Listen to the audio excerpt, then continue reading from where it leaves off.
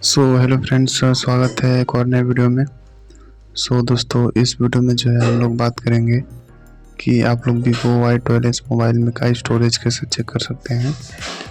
तो इसके लिए सेटिंग ऑप्शन पे क्लिक करने के बाद जो है यहाँ पे देख सकते हैं फ़ोन के बारे में यहाँ पे दिखा रहा है। ये जो कंपनी है मोबाइल की वो वीवो Y12s की है।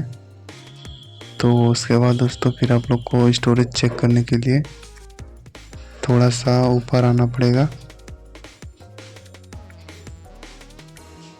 उसके बाद दोस्तों देख सकते हैं यहाँ पे इस तरीके से जो है यहाँ पे जो है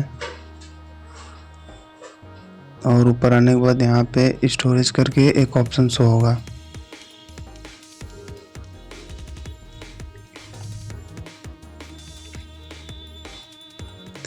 तो इस पे जैसे ही क्लिक करेंगे दोस्तों तो देख सकते हैं यहाँ पे सारा स्टोरेज जो है इस तरीके से शो होकर आप लोग के सामने आ जाएगा।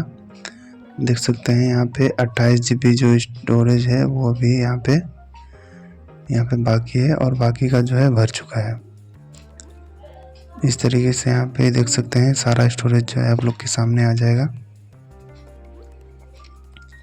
तो इस तरीके से आप लोग वीवो Y12s मोबाइल में का जो स्टोरेज है वो इस तरीके से चेक कर सकते हैं।